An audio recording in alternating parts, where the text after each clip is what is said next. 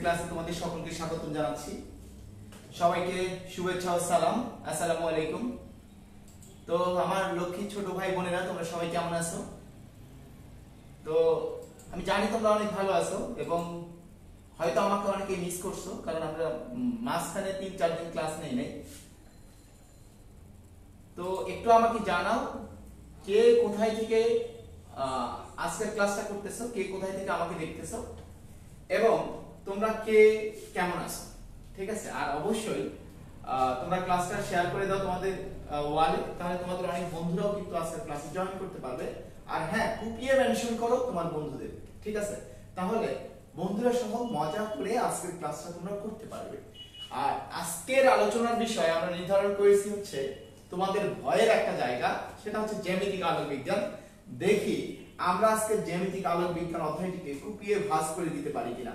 তো সবাই একটু যার যার জায়গা থেকে শেয়ার করো, শেয়ার করে ভিডিওটা শেয়ার করে কমেন্টে লেখো ডান, হ্যাঁ, এবং আমরা কিছুক্ষণের মধ্যেই শুরু করব।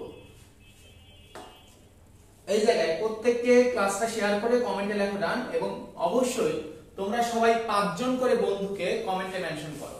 কমেন্টে সবাই 5 জন জাস্ট 5, হ্যাঁ, 5 জন করে বন্ধুকে কমেন্টে মেনশন করো এবং বিভিন্ন এডুকেশনাল গ্রুপে, তোমাদের কলেজের গ্রুপে এবং তোমাদের ওয়ালে ক্লাসটা শেয়ার করে কমেন্টে লেখো ডান। এবং বরাবরের মতো আজকেও আমরা শিখবো অনেক বেশি সহজে, খুব বেশি সহজে। হ্যাঁ, সহজে শেখার দুনিয়াতে তোমাদের সকলকে স্বাগত। তো সবাই 5 জন করে বন্ধুকে মেনশন করে দাও, মেনশন করে কমেন্টে লেখো ডান।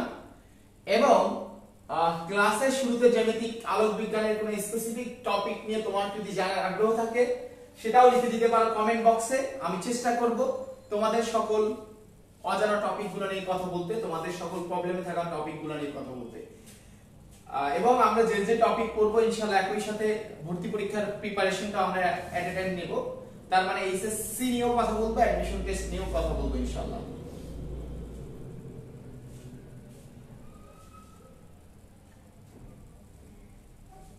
তো আমার লক্ষ্মী ভাই বোনেরা, সবাই ক্লাসটা শেয়ার করে কমেন্টে লিখে দাও ডান। দেখি আমাদের সাথে কে কে জয়েন করছে বরাবরের মতোই, আমরা তাদেরকে একটু দেখি। আমাদের সাথে সালমান খান আছে, প্রত্যাশা আছে, জাংশন আছে, হৃদয় আছে, আমাদের সাথে মেহেদি হাসান আছে, নিলয় পাউল জয়েন করছে আমাদের সাথে। আমি ভালো আছি ভাই, সবাই। খালিদ হাসান সরকার আছে, মাহফুজ আছে আমাদের সাথে রাফিউর রহমান আছে। তো অনেকে জয়েন করছো, তো তোমাদের সকলকে অভিনন্দন এবং তোমাদের সকলের জন্য শুভেচ্ছা। আমরা এখন আস্তে আস্তে ক্লাস শুরু করব। সবাই কমেন্টে লেখো খেলা হবে। হ্যাঁ, আজকে আমরা জ্যামিতিক আলোক বিজ্ঞান নিয়ে খেলবো ইনশাআল্লাহ। তো আমরা আস্তে আস্তে শুরু করি। আরেকটা কথা হচ্ছে, তোমাদের মধ্যে কে কে আজকে ফার্স্ট ক্লাস করতেছো তারা একটু আমাকে কমেন্টে জানাও যে ভাইয়া আজকে আমার ফার্স্ট ক্লাস। এবং তুমি অবশ্যই ক্লাস শেষে একটা ফিডব্যাক দিয়ে যাবে যে তোমার ক্লাসটা কেমন ছিল। তো আমরা এখন ধুমায়া শুরু করব এই জায়গায়। তো আমাদের টপিকটা হচ্ছে আজকে আলো। এখন আমরা প্রথমে যে জিনিসটা ঠিক ওই এসএসসি থেকে পড়ে আসতেছি, দর্পণ আর লেন্স। এই দর্পণ আর লেন্স সম্পর্কে একটু কথা বলে নিই। ধরো এটা একটা গোলক, এটা একটা গোলক। তাহলে গোলক যেহেতু এটার তো একটা কেন্দ্র আছে, তাহলে এটা একটা কেন্দ্র আছে। আমি কি করলাম, এই গোলকের একটা অংশ কেটে নিলাম, গোলকের এই অংশটা কেটে নিলাম, সাপোজ এই অংশটা কেটে নিলাম। এই জায়গায় এই যে দর্পণ কাকে বলে? দর্পণ হচ্ছে যার এক পৃষ্ঠ থাকবে মসৃণ, আরেক পৃষ্ঠ হলো অমসৃণ। তার মানে এক পৃষ্ঠ মসৃণ হবে, আরেক পৃষ্ঠ অমসৃণ হবে। তার মানে অপর পৃষ্ঠে আমি যে কোনো কিছু একটা দিয়ে প্রলেপ দিয়ে দেব। যেমন আমি এখানে রূপার প্রলেপ বা অন্য কোনো ধাতব প্রলেপ দিয়ে দিলাম, তাহলে এই পৃষ্ঠটা হবে অস্বচ্ছ আর এই পৃষ্ঠটা হবে স্বচ্ছ।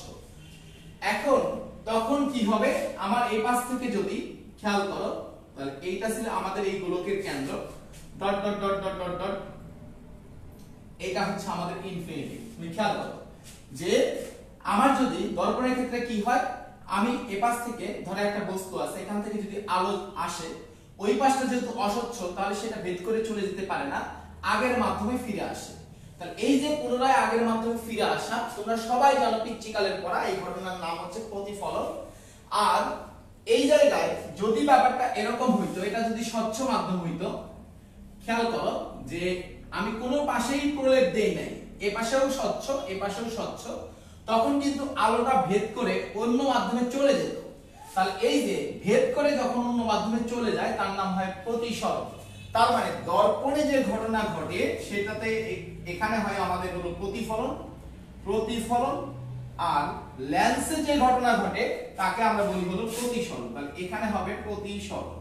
তো আমরা আসলে এগুলো আলোচনার বিষয় না, আমরা আস্তে আস্তে আলোচনার টপিকে যাব, যে আমাদের আরো কিছু বন্ধুরা জয়েন করুক তারপরে। তো এবার আমরা বেশ কিছু কমন জিনিস লিখে নেই। তাই কমন জিনিস কি? এক নম্বরে সবাই আমার সাথে সাথে একটু লেখো, প ফ, অসীম,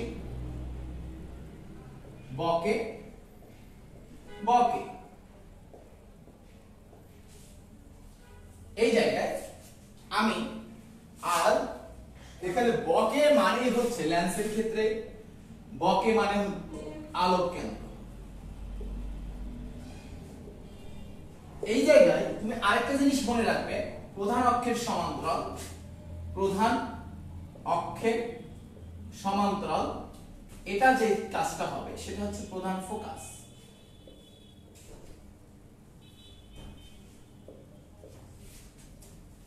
এবার আমরা একটু এক এক করে বোঝার চেষ্টা করি। একটু আমাকে বলো যে তোমরা কি খেলার জন্য রেডি কিনা, প্রেসিটা দিতে বলো তো। যে তাহলে আমরা এখন শুরু করতে পারি। রেডি, 1 2 3। এখানে আমরা প্রথমে একটু নামকরণ করে নিই। তাহলে এই জায়গায় আমাদের প্রথমে যে জিনিসটা চিনতে সমস্যা হয় সেটা হচ্ছে কোনটা উত্তল কোনটা অবতল, কোনটা উত্তল কোনটা অবতল। এটা বোঝার জন্য আমি শর্টকাটে যে কথাটা বলি, উত্তল মানে উঁচা, এই যে হলো উত্তল উঁচা, আর অবতল মানে কি এই যে নিচু, এরকম হলো যদি নিচু হয় তাহলে সেটা হয় অবতল। তো খেয়াল করো এই জায়গায় প্রতিফলন হয় কোন পৃষ্ঠে? মসৃণ পৃষ্ঠে। তাহলে এই যে মসৃণ পৃষ্ঠটা উঁচু না নিচু? দেখো নিচু ঢালু, তাহলে ঢালু হলে এটা কি হবে? অবতল। তাহলে যদি ব্যাপারটা এরকম হইতো, প্রতিফলন হইতো কোন পৃষ্ঠে? এই পাশের পৃষ্ঠে, এই পাশের পৃষ্ঠে। তাহলে এইটা কি? এটা তো এরকম উঁচু উঁচু, তাহলে উঁচু মানে কি? উঁচু মানে হচ্ছে উত্তল।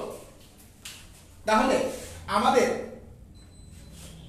এই দর্পণের নাম হবে, এটার নাম হবে উত্তল দর্পণ। এবার আমরা এই জায়গায় চলে আসি, আমাদের বিভিন্ন ধরনের আমরা দর্পণ পাবো, লেন্স পাবো। খেয়াল করো আমি একবার এ পাশ থেকে তাকাবো, আরেকবার আমি এ পাশ থেকে তাকাবো। খেয়াল করো এই পাশের পৃষ্ঠটা কি? উত্তল। এ পাশ থেকে তাকাইলেও কি? উঁচু। উঁচু মানে কি? উত্তল। তাহলে এ পাশে উত্তল, এ পাশে উত্তল, তাহলে এই লেন্সটার নাম কি হবে? উ উ উ উ মানে কি? উত্তল উত্তল। এটাকে সংক্ষেপে আমরা বলবো উভোত্তল। ক্লিয়ার? যে দুই পৃষ্ঠের উত্তল। একবার আমি এ পাশ দিয়ে তাকাবো, আরেকবার এ পাশ দিয়ে তাকাবো। খেয়াল করো যদি লেন্সটা এরকম হইতো তাহলে আমরা একবার এ পাশ দিয়ে তাকাইতাম, তারপর এ পাশ দিয়ে তাকাইতাম। এ পাশ দিয়ে তাকাইলে কি বলো? অবতল। আর এ পাশ দিয়ে তাকাইলেও অবতল, মানে এ পাশ দিয়েও নিচু, এ পাশ দিয়েও নিচু, তাহলে অবতল অবতল। তাহলে এটার নাম কি? অ অ বা অবতল অবতল বা উভাবতল, কারণ দুই পৃষ্ঠই অবতল। তাহলে এটা হচ্ছে আমাদের উভাবতল লেন্স। আমি যদি এরকম করি, এরকম দেই, যে ধরো এরকম একটা লেন্স, তাহলে আমি এ পাশ দিয়ে প্রথমে তাকাবো। তাহলে এ পাশ দিয়ে তাকাইলে এটা কি? এ পাশ দিয়ে তাকাইলে এটা হচ্ছে নিচু। নিচু মানে কি? অবতল। আর এ পাশ দিয়ে তাকাইলে এটা উঁচু। উঁচু মানে কি? উত্তল। তাহলে এটার নাম কি? অবতল উত্তল। আর অবতল উত্তলকে একসাথে লিখলে হয় অবতলোত্তল লেন্স। একটু আমাকে বলো যে এই লেন্সের পরিচিতি বা দর্পণের পরিচিতির ব্যাপারটা তোমরা সবাই বুঝতে পারছো কিনা? যে তুমি দুই পাশ দিয়ে তাকাবে, নিচু অবতল নিচু অবতল, তাহলে অবতল অবতল উভাবতল, উত্তল উত্তল উভোত্তল। যদি ব্যাপারটা এরকম হয়, তাহলে এ পাশ দিয়ে তাকাবো, এটা কি? সমতল। এ পাশ দিয়ে তাকাবো, এ পাশ দিয়ে তাকালে এটা কি? উঁচু। এই যে ভুঁড়ি দেখা যাচ্ছে, তার মানে এটা কি? উত্তল। তার মানে এটার নাম কি হবে? সমতল উত্তল বা সমতলোত্তল লেন্স। ঠিক আছে, তাহলে এটার নাম হচ্ছে সমতলোত্তল বা সমতল উত্তল লেন্স। এই জায়গায় ভর্তি পরীক্ষায় যে জিনিসটাই আমরা আচ্ছা স্পষ্ট হয়ে যাবে, আমরা একটু ইয়া করলে স্পষ্ট হয়ে যাবে, টেনশন নেওয়ার কোনো কারণ নাই। আর এতক্ষণ আমি যা পড়িয়েছি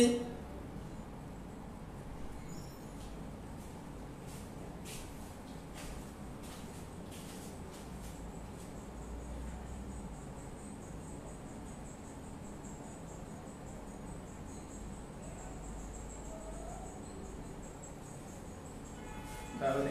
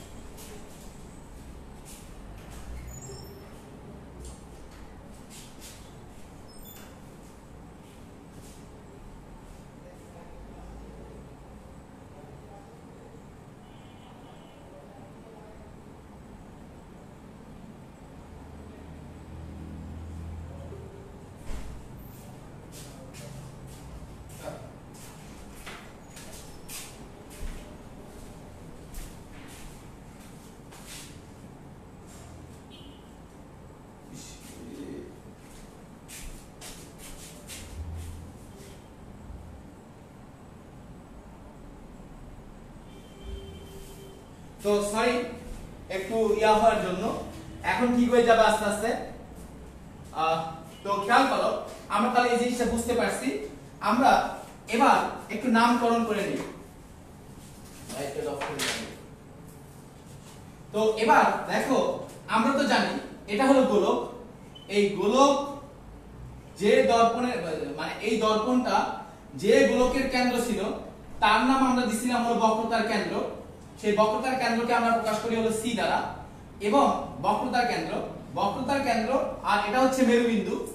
এই বক্রতার কেন্দ্র এবং মেরুবিন্দুর ঠিক মাঝখানে যে থাকে তাকে আমরা বলি প্রধান ফোকাস।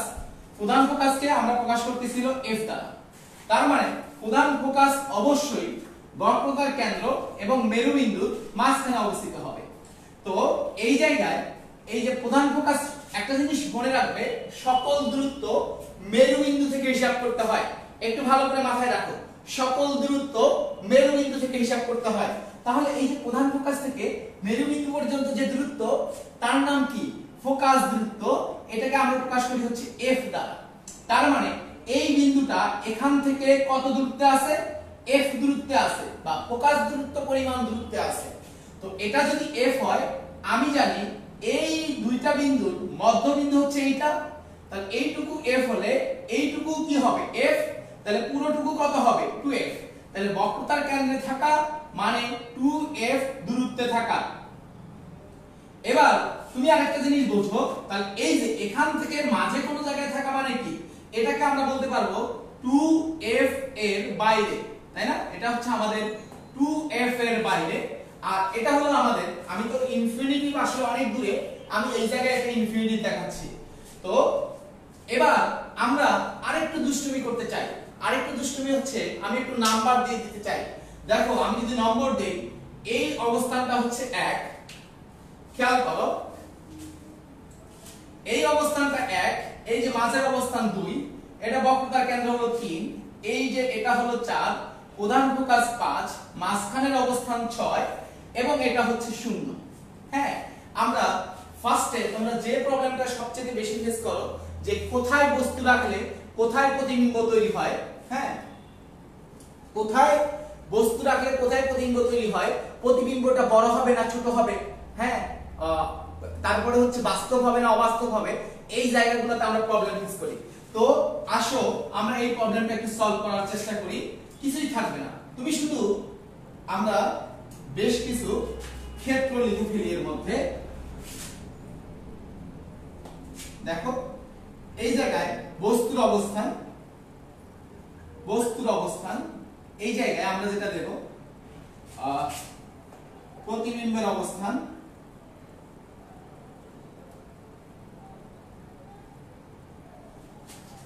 আকৃতি,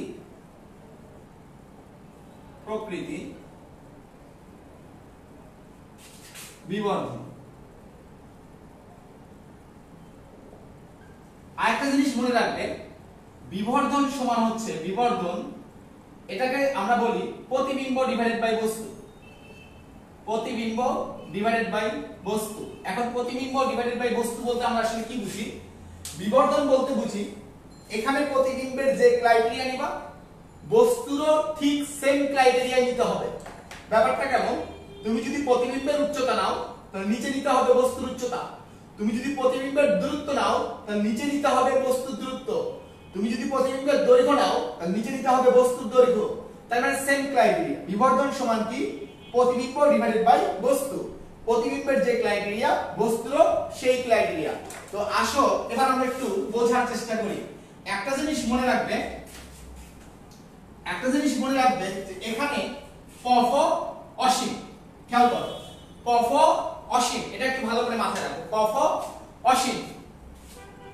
এই জায়গায় যেখানে পফ লেখা থাকবে সেখানে তুমি দিবা হচ্ছে অসীম, আর যেখানে অসীম লেখা থাকবে তুমি সেখানে দিবা হচ্ছে পফ। পফ বলতে বোঝানো হয়েছে প্রধান ফোকাস। খেয়াল করো, পফ মানে কি? প্রধান ফোকাস। তাহলে অসীমের জায়গায় লিখবা প্রধান ফোকাস, প্রধান ফোকাসের জায়গায় লিখবা অসীম। আর যে বকে সে তো সারা জীবনই বকে, যে বকে সে সারা জীবনই বকে। এখন তার মানে বক্রতার কেন্দ্রের জায়গায় আমি বক্রতার কেন্দ্র লিখব। এতটুকু বুঝলে তোমার কোথায় বস্তু রাখলে কোথায় প্রতিবিম্ব তৈরি হবে এটা নিয়ে তোমার আর কখনো সমস্যা হবে না। তো এবার আমরা একটু খেয়াল করার চেষ্টা করি। আমি বললাম বস্তু প্রধান ফোকাসে, বস্তু প্রধান ফোকাসে, তাহলে আমরা জানি প্রধান ফোকাসে মানে কি? পফ। তাহলে পফ থাকলে আমি কি লিখবো? অসীম। তাহলে তোমরা একটু কমেন্টে বলো তাহলে প্রতিবিম্বের অবস্থান কই হবে? অসীমে। শেষ, তাহলে শেষ। বস্তু অসীমে, দেখো বস্তু অসীমে, অসীমের জায়গায় তুমি কি লিখবা? প্রধান ফোকাস। তাহলে প্রতিবিম্ব প্রধান ফোকাসে। আমি বললাম বস্তু বক্রতার কেন্দ্রে, বস্তু বক্রতার কেন্দ্রে, এই বক্রতার কেন্দ্রে থাকলে তুমি কি লিখবা? বক্রতার কেন্দ্রে, তার মানে প্রতিবিম্ব বক্রতার কেন্দ্রে। তো এবার আমি বললাম বস্তু অসীম, অসীম ও বকের মাঝে, খেয়াল করো, অসীম আর বক্রতার কেন্দ্রের মাঝে। তো অসীম আর বক্রতার কেন্দ্রের মাঝে তোমার এত চিন্তা করার দরকার নাই। তুমি এত চিন্তা করে কি করবা? অসীমের জায়গায় কি লিখবা? অসীমের জায়গায় লিখবা কফ, ওর জায়গায় লিখবা ও, বকের জায়গায় কি লিখতে হয়? বকের জায়গায় তো বকে, যে বকে আজীবনই বকে। তাহলে কফ ও বকের মাঝে, ঝামেলা শেষ। আমি বললাম বস্তু কফ মানে প্রধান ফোকাস ও বকের মাঝে, ঠিক আছে? তাহলে প্রতিবিম্বের অবস্থান কই হবে? প্রধান ফোকাস ও বকের মাঝে। তাহলে কফর জায়গায় কি লিখতে হয়? অসীম। তাহলে অসীম ও বকের মাঝে, অসীম ও বকে, বকে মানে কি? খেয়াল করো, বকের জায়গা আমাকে কি লিখতে হয়? বকের মানে বক্রতার কেন্দ্রের মাঝে। তো এবার আমরা এক এক করে এই জায়গায় একটু বোঝার চেষ্টা করি। বস্তু প্রধান ফোকাসে, বস্তু প্রধান ফোকাসে, প্রধান ফোকাসে মানে কত দূরত্বে? f দূরত্বে। তাহলে এটা আমরা ব্র্যাকেটে লিখতে পারি বস্তু প্রধান ফোকাসে বা যদি f দূরত্বে থাকে তাহলে প্রতিবিম্ব তৈরি হয় অসীমে। বস্তু অসীমে, প্রতিবিম্ব কোথায়? প্রধান ফোকাসে। তার মানে কত দূরত্বে? f দূরত্বে। খেয়াল করো, বস্তু বকেতে, বকেতে মানে কত দূরত্বে? 2f দূরত্বে। বস্তু যখন 2f দূরত্বে থাকে তখন প্রতিবিম্ব কোথায় থাকে? বক্রতার কেন্দ্রেই থাকে, 2f দূরত্বে থাকে। বস্তু অসীম ও বকের মাঝে, তাহলে অসীম মানে হচ্ছে ইনফিনিটি ও বকে মানে কত? বক্রতার কেন্দ্র মানে কত? 2f। তাহলে ইনফিনিটি ও 2f এর মাঝে যখন থাকে, ইনফিনিটি ও 2f এর মাঝে মানে কি? 2f এর বাইরে। ইনফিনিটি ও 2f এর মাঝে মানে হচ্ছে 2f এর বাইরে।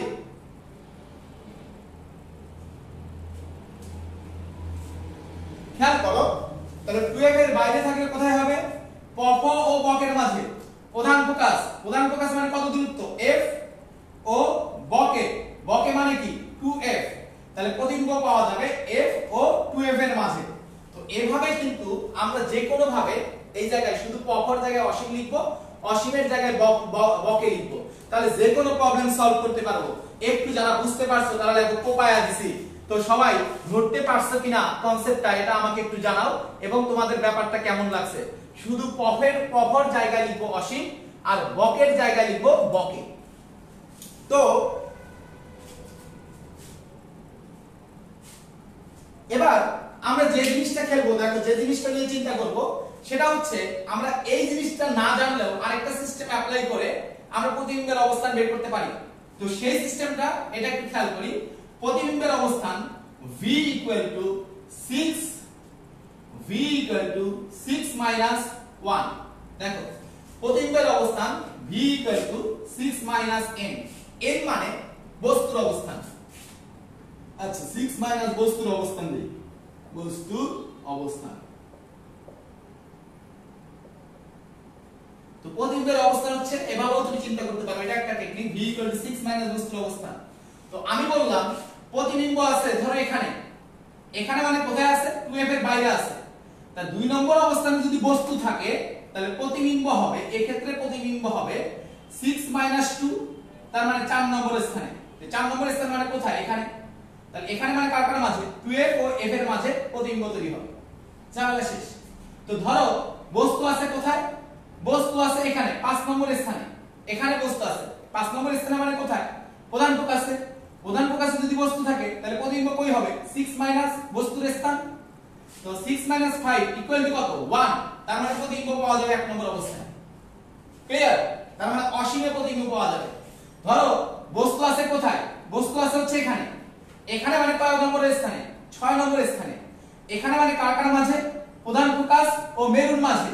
তাহলে প্রধান ফোকাস আর মেরুর মাঝে যদি বস্তু থাকে তাহলে প্রতিবিম্বের অবস্থান কত হবে 6 মাইনাস বস্তুর অবস্থান। বস্তুর অবস্থান কত 6, তার মানে 0। 0 মানে কোথায় দর্পণের পিছনে।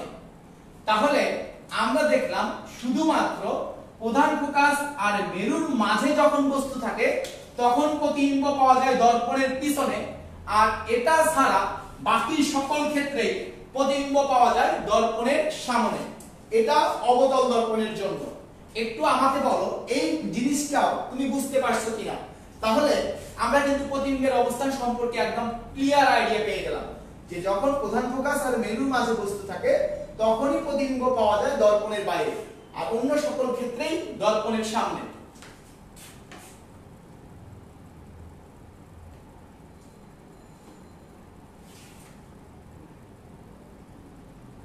তো গ্রেট।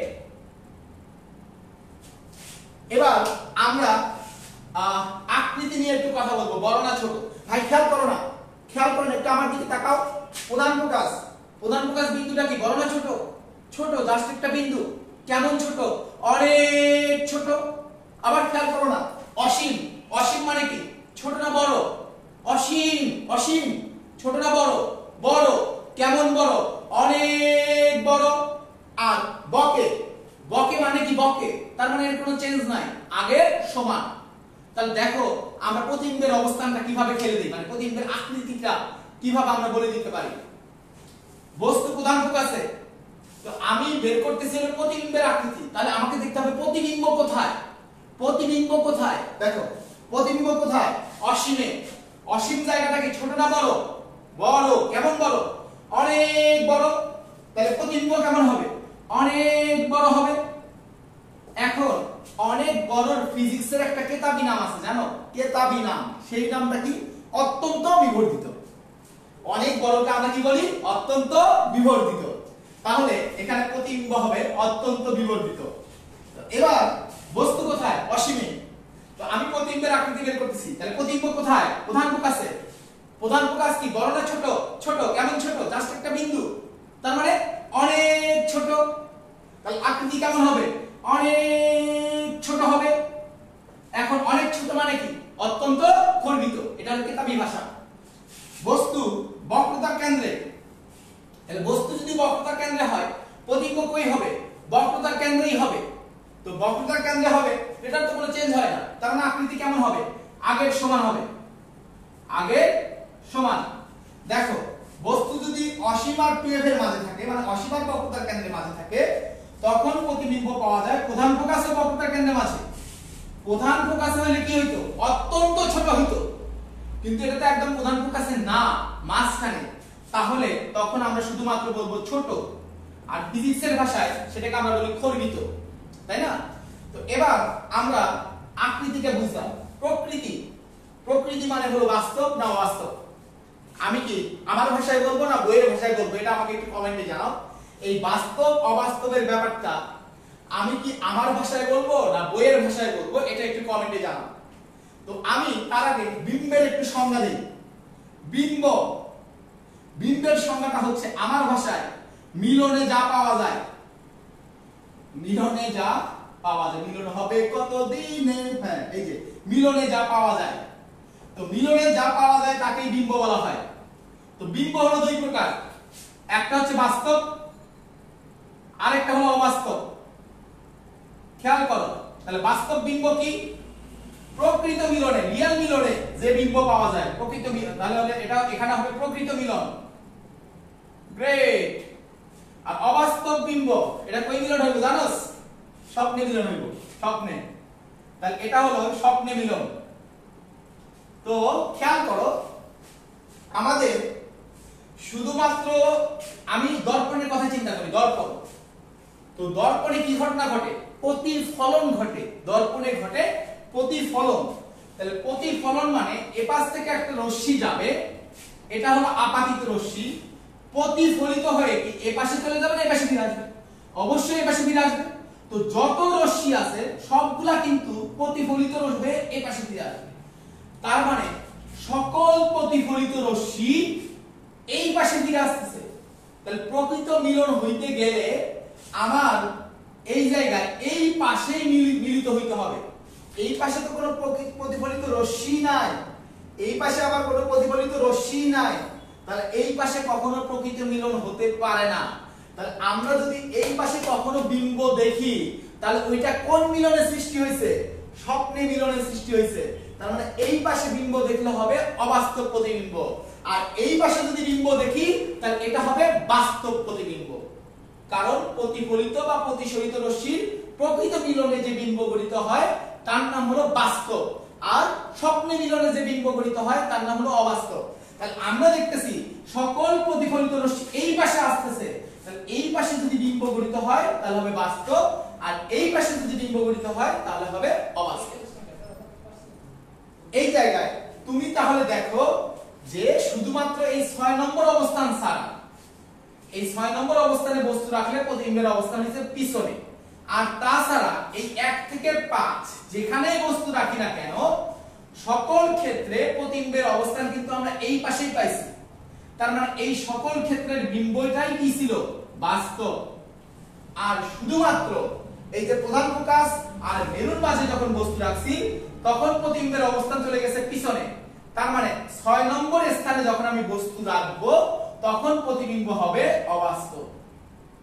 একটু আমাকে কমেন্ট করে বলো এই জিনিসটা বুঝতে পারছো কিনা। আরেকটা জিনিস মনে রাখবা, দর্পণের ক্ষেত্রে কখন বাস্তব হবে? যখন দর্পণের তুমি কোন পাশে দাঁড়াবা, এই যে এই পাশে তো দাঁড়াবা, তাহলে তুমি যে পাশে প্রতিবিম্ব যদি সে পাশে গঠিত হয় তাহলে বুঝবা এটা হলো বাস্তব প্রতিবিম্ব, তাই না? যে তুমি যে পাশে প্রতিবিম্ব যদি সে পাশে গঠিত হয় দর্পণের ক্ষেত্রে তাহলে সেটা হলো বাস্তব প্রতিবিম্ব, তাই না?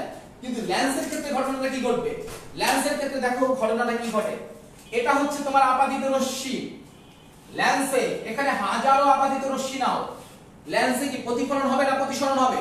প্রতিসরণ। তাহলে প্রতিসরিত রশ্মি যতই হোক সব কি এই পাশে চলে যাবে না? তার মানে বস্তু যে পাশে ছিল প্রতিসরিত রশ্মিগুলো যাচ্ছে হলো তার বিপরীত পাশে। তাহলে প্রকৃত মিলন হইতে গেলে অবশ্যই তোমার এই পাশে প্রকৃত মিলন হইতে হবে। তাহলে লেন্সের ক্ষেত্রে আমরা কি দেখলাম? ঘটনাটা উল্টা। বস্তু যে পাশে প্রতিবিম্ব যদি তার বিপরীত পাশে গঠিত হয় তাহলে হবে বাস্তব, আর এই জায়গায় বস্তু যে পাশে প্রতিবিম্ব যদি সে পাশে হয়, হ্যাঁ খেয়াল করো, বস্তু যে পাশে প্রতিবিম্ব যদি সে পাশে হয় তাহলে এই যে লেন্সে তো এই পাশে কখনো রশ্মি আসবে না, প্রতিসরিত রশ্মি কখনো আসবে না। তার মানে এই পাশের মিলনটা কোথায় হয়েছে? স্বপ্নে হয়েছে। তাহলে কেমন প্রতিবিম্ব? অবাস্তব প্রতিবিম্ব। তুমি একটা জিনিস মনে রাখবা, দর্পণ আর লেন্স সব সময় উল্টা হয়। আমি আবার বলতেছি, দর্পণ আর লেন্স সব সময় উল্টা হয়, তুমি একটা মনে রাখো। তো দর্পণের ক্ষেত্রে কি ঘটনা ঘটছে, বস্তু যে পাশে, প্রতিবিম্ব যদি সেই পাশে গঠিত হয় তাহলে বাস্তব। তো লেন্সে কি হবে, বস্তু যে পাশে, প্রতিবিম্ব যদি তার বিপরীত পাশে গঠিত হয় তাহলে বাস্তব। শেষ। তুমি একটা মনে রাখো, বস্তু যে পাশে, প্রতিবিম্ব সেই পাশে, তাহলে বাস্তব। আর তুমি এই ঘটনাটা একটু চিন্তা করবা, তাহলে আর তোমার কোনো কিছু মনে রাখা লাগবে না। তো আমি তোমাকে দর্পণের ক্ষেত্রে একটা উদাহরণ দেব। তোমরা তো সবাই আয়নায় নিজের চেহারা দেখো, তাই না? আয়নাতে তো নিজের চেহারা দেখো, সমতল দর্পণ তোমাদের প্রত্যেকের বাসায় আছে। ওইখানে তুমি যে পাশে, এখন একটু খেয়াল করো, না হলে আয়নাটা সামনে নিয়ে একটু দেখো, তুমি যে পাশে, প্রতিবিম্ব কি তোমার পাশে না তার বিপরীত পাশে? চিন্তা করো। তো আয়নায় হয় প্রতিফলন, তাহলে প্রতিফলিত রশ্মি কিন্তু তোমার পাশেই ফিরে আসে। তাহলে প্রতিবিম্বটা কই গঠিত হয়, সামনে না পিছনে? তাহলে একটু বলো তো দেখি, ওইটা কি বাস্তব প্রতিবিম্ব না অবাস্তব প্রতিবিম্ব? এটা একটু কমেন্ট করে জানাও যে তাহলে আয়নায় যে প্রতিবিম্বটা গঠিত হচ্ছে সমতল দর্পণে, ওইটা কি বাস্তব প্রতিবিম্ব না অবাস্তব প্রতিবিম্ব?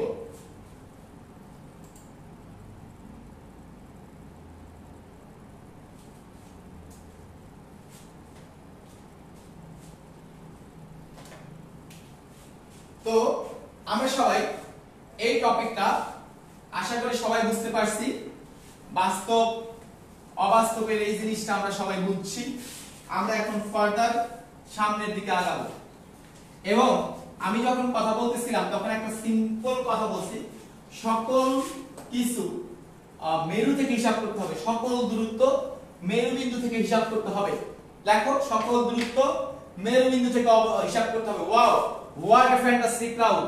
এখানে যারা আনসার দিছে সবাই সঠিক উত্তর দিছো।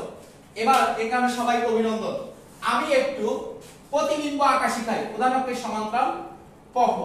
তোমরা অনেকে প্রতিবিম্ব আঁকতে পারো না, আমি অবাক হয়ে যাই। আর কেন, এটা কিভাবে, কেন? এটা অসম্ভব কোনো কিছু নাকি? প্রতিবিম্ব আঁকার জন্য জাস্ট একটা লাইন মনে রাখবা, জাস্ট একটা লাইন মনে রাখবা। সেটা কি? প্রধান অক্ষের সমান্তরাল পফ। তাহলে এটা হচ্ছে বক্রতার কেন্দ্র, এটা হচ্ছে পফ। খেয়াল করিও, এটা বক্রতার কেন্দ্র, এটা হলো পফ। ধরো বস্তু এখানে আছে, হোয়াইদার ইট ইজ নট ফ্যাক্ট। তুমি একটা কাজ করবা, এখান থেকে প্রধান অক্ষের সমান্তরাল একটা রশ্মি নিবা, পুরো অস মানে প্রধান অক্ষের সমান্তরাল। তাহলে প্রধান অক্ষের সমান্তরাল, তাহলে এইটা প্রধান অক্ষের সমান্তরাল কোন কিছু হলে এটা কি দিয়ে যাবে, পফ দিয়ে যাবে। তাহলে এই যে পফ দিয়ে যাবে, তাহলে এই যে পফ দিয়ে, তাহলে এটা আপাতিত রশ্মি, এটা হলো আমাদের প্রতিফলিত রশ্মি। তাহলে এটা এক। আর দুই নম্বর একটা তুমি জানো, বকে। খেয়াল করো যে আরেকটা জিনিস আমরা কি জানি, এর উল্টাটাই করি না, আরেকটা জিনিস আমরা অ্যাপ্লাই করতে পারি, বকেও অ্যাপ্লাই করতে পারি, অথবা এটাই রিভার্স করতে পারি। তো আমরা যদি বকে যদি হয়, তাহলে বকে দিয়ে গেলে কোনো চেঞ্জ নাই, বকে দিয়ে গেলে কোনো চেঞ্জ নাই, তাহলে এ পাশ দিয়ে আপাতিত হবে, এই পথেই সে প্রতিফলিত হবে, কারণ বকের কোনো চেঞ্জ নাই। তাহলে এই যে দুইটা প্রতিফলিত রশ্মি কোথায় মিলিত হয়েছে, এখানে মিলিত হয়েছে। তাহলে এই জায়গায় আমি যদি একটা লম্ব আঁকি, তাহলে এইটাই হবে এই বস্তুটার একটা প্রতিবিম্ব। মানে এই বস্তু, এটা যদি পি কিউ হয়, তাহলে এটা হবে পি প্রাইম কিউ প্রাইম। আশা করি তোমরা বুঝতে পারছো। শুধু এই দুইটা লাইন অ্যাপ্লাই করবা, প্রধান অক্ষের সমান্তরাল পফ, আর বকে দিয়ে যেভাবে যাবে ওইভাবে চলে আসবে, ঝামেলা শেষ। ধরো বস্তুটা আছে কোথায়, বস্তুটা আছে এখানে, বস্তুটা আছে এখানে, তাহলে কি ঘটনা ঘটবে, প্রধান অক্ষের সমান্তরাল আপাতিত রশ্মি কি দিয়ে যাবে, প্রধান ফোকাস দিয়ে যাবে। তাহলে এই যে প্রধান ফোকাস, এই যে প্রধান ফোকাস, ঝামেলা শেষ।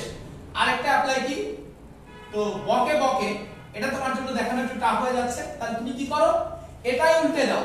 তাহলে এবার তুমি ছিল প্রধান অক্ষের সমান্তরাল, তাহলে এবার নিবা হলো পফ মানে প্রধান ফোকাস দিয়ে যাবে। খেয়াল করো, এই যে প্রধান ফোকাস দিয়ে যাচ্ছে, প্রধান ফোকাস দিয়ে যাচ্ছে, তাহলে পফ হলে কি হবে, প্রধান অক্ষের সমান্তরাল। তাহলে এই যে প্রধান অক্ষের সমান্তরাল, তার মানে দেখো প্রতিবিম্ব তৈরি হবে এখানে, এই জায়গায়। অনেকে রশ্মি চিত্র আঁকতে ভুল করো, আমরা দেখো কিন্তু সহজে এঁকে ফেলতে পারি। শুধুমাত্র এই লাইনটা মনে রাখলেই কেল্লা ফতে, হাজার হাজার লাইন থিওরি করার কোনো প্রয়োজন নাই। শুধু এটা মনে রাখবা, প্রধান অক্ষের সমান্তরাল প্রধান ফোকাস। ওকে, তো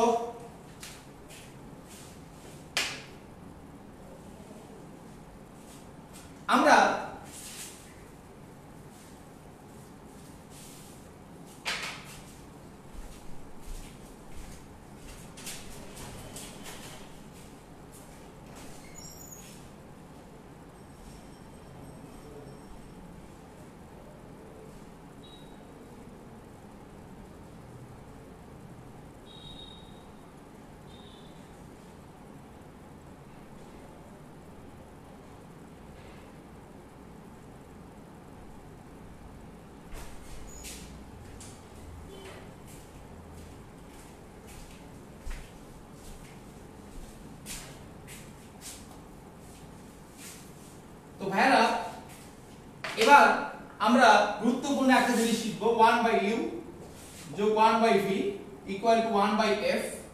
তো আমরা সবাই জানি এই ফোকাস দূরত্ব হলো বক্রতার ব্যাসার্ধের অর্ধেক।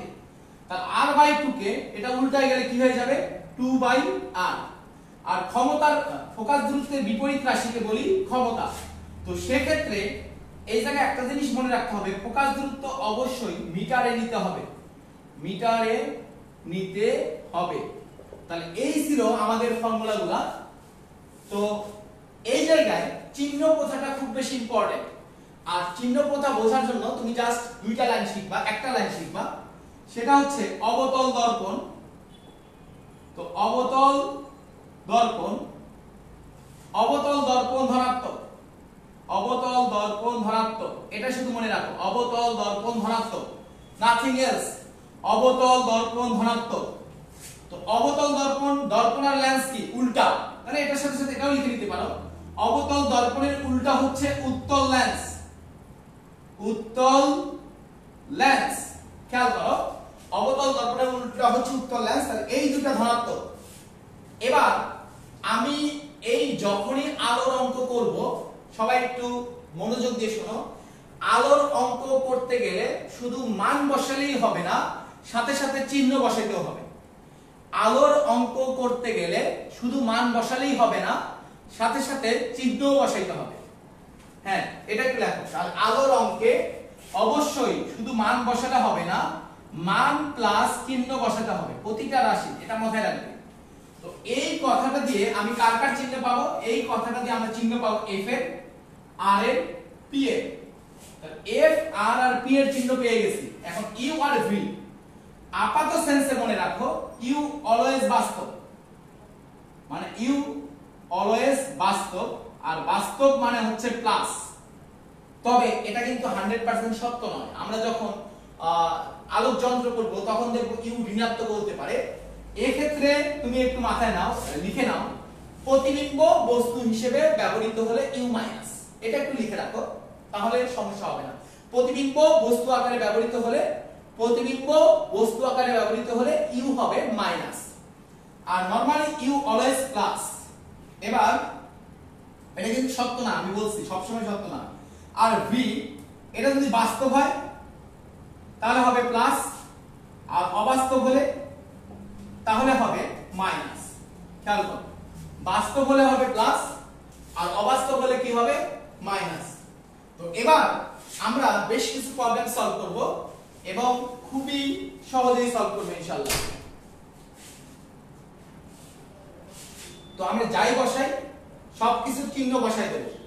তো অঙ্ক একটু করি, প্রবলেম।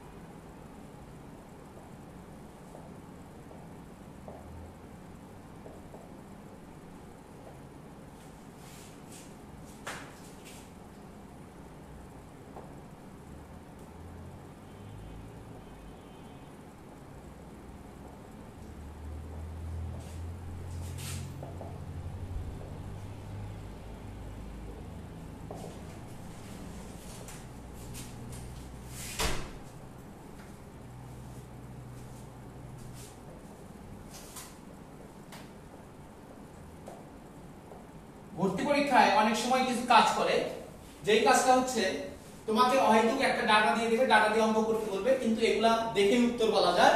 তো আমি এরকম একটা অঙ্ক দিছি, তোমরা বুঝতেই পারতেছো এটা 1/u যোগ 1/v ইকুয়াল টু 1/f, এই ফর্মুলায় অ্যাপ্লাই করতে হবে।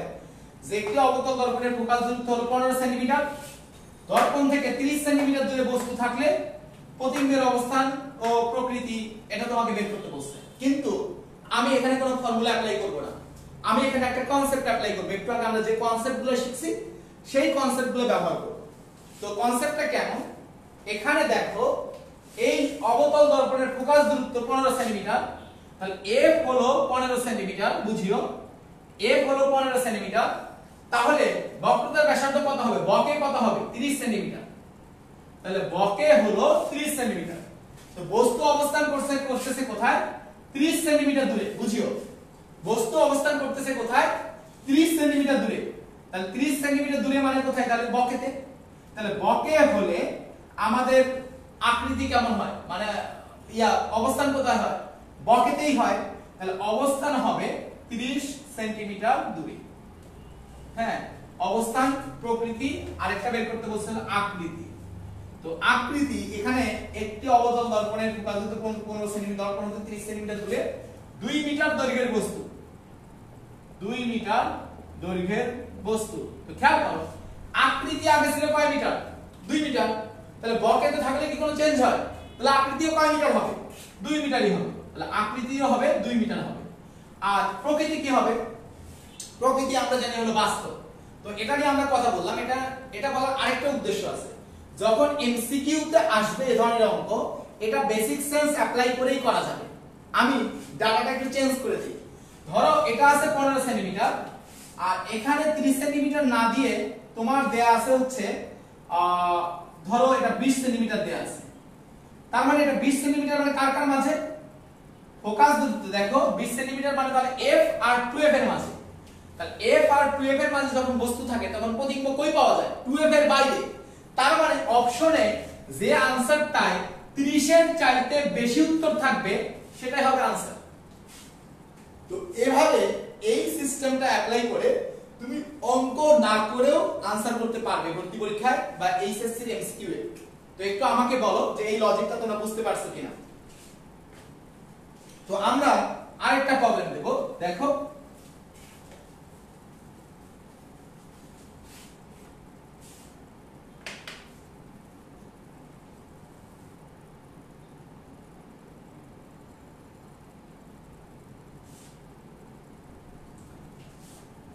একটু এবার আমরা আরেকটা প্রবলেম দেখি। সেটা হচ্ছে যে একটি উত্তল লেন্সের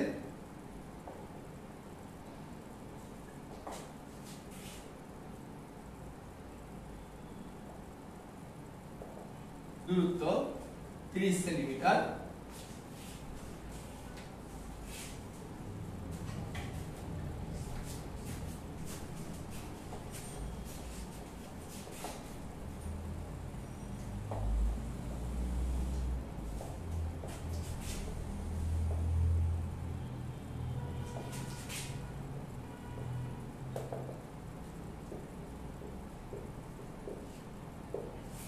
খেয়াল করো এখানে বলছে একটা উত্তল লেন্সের ফোকাস দূরত্ব হচ্ছে 30 সেন্টিমিটার। তো আমার কোশ্চেনটা হচ্ছে লেন্স থেকে কত দূরে বস্তু রাখলে প্রতিবিম্ব বস্তুর 3 গুণ হবে। তার মানে এই অঙ্কটা করার জন্য আমি কি করব, যে বস্তুর অবস্থান হচ্ছে ইউ, তাহলে প্রতিবিম্বের অবস্থান হবে বস্তুর অবস্থানের কয় গুণ? 3 গুণ, তার মানে হলো 3u। হ্যাঁ, এরপরে আমার f এর মান দেয়া আছে, f এর মান দেয়া আছে হচ্ছে 30 সেন্টিমিটার, 30 সেন্টিমিটার। তো আমাকে বের করতে বলছে যে u ইকুয়াল টু হবে হোয়াট। তো আমাদের ফর্মুলাটা কি? 1/f equal to 1/u plus 1/v। তো 1/f, f এর মান কত? f এর মান হলো 30। তবে আমি বলছি যে জ্যামিতিক আলোক বিজ্ঞানে শুধু মান বসালেই হবে না, সাথে চিহ্ন দিতে হবে, হয় প্লাস দিতে হবে না মাইনাস দিতে হবে। তো এখানে 30, তোমাকে চিন্তা করতে হবে প্লাস না মাইনাস। তো খেয়াল করো উত্তল লেন্স, আমরা তো একটু আগে শিখছি উত্তল লেন্স হলো প্লাস, তাহলে এটা হবে 30 এর চিহ্নটা হবে প্লাস। এবার ইউ এর ক্ষেত্রে তো আমরা অলওয়েজ শিখছি এটা হলো প্লাস। আর ভি 1/v আমরা জানি যে উত্তল লেন্সে, এই যে অবতল দর্পণ উত্তল লেন্সে বাস্তব প্রতিবিম্ব তৈরি হয়, তাহলে এখানে ভি এর মানও হবে প্লাস এবং ভি এর মানটা কত? 3u। তো এইভাবে ক্যালকুলেশন করে আমি ইউ এর মান বের করতে পারবো এবং তোমার এখানে ইউ এর মান হবে 4/3 ইনটু তোমার 30, তার মানে 40 সেন্টিমিটার হবে आंसर। তোমরা এটা করে দেখিও, 40 সেন্টিমিটার হবে आंसर। তবে এটা তোমরা করতে পারবে আমি জানি। তো এবার আমরা যদি চাই এই অঙ্কটা 5 সেকেন্ডে সলভ করতে পারি, যে আমাদের পুরো অঙ্কটা আমরা সলভ করতে পারবো 5 সেকেন্ডে, তোমাকে সেক্ষেত্রে একটা টেকনিক অ্যাপ্লাই করতে হবে। তো সেই টেকনিকটা কি এমসিকিউ এর জন্য, তো তোমরা একটু সেই টেকনিকটা লিখে নাও। যদি বিবর্ধন দেয়া থাকে, মানে বিবর্ধন, এই যে প্রতিবিম্ব 3 গুণ বড় তার মানে বিবর্ধন 3, প্রতিবিম্ব 4 গুণ বড় মানে বিবর্ধন 4। তাহলে যদি বিবর্ধন দেয়া থাকে তার মানে m দেয়া থাকলে, হ্যাঁ, তো নিচে লিখবা হলো বিবর্ধন, নিচে লিখবা হলো বিবর্ধন, আর উপরে হবে হয় 1 যোগ করবা না হলে 1 বিয়োগ করবা। বাস্তব হলে 1 যোগ আর অবাস্তব প্রতিবিম্ব হলে 1 বিয়োগ,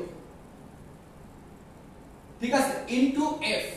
তাহলে এইটাই হবে বস্তুর অবস্থান। তো এবারে খেয়াল করো, তাহলে এখানে বিবর্ধন 3 গুণ, তাহলে বস্তু 3 গুণ বড়, তাহলে m টা হলো 3। তাহলে যত গুণ নিচে তত, বাস্তব হলে আমরা 1 যোগ করব, বাস্তব হলে 1 যোগ করব আর অবাস্তব হলে 1 বিয়োগ করব।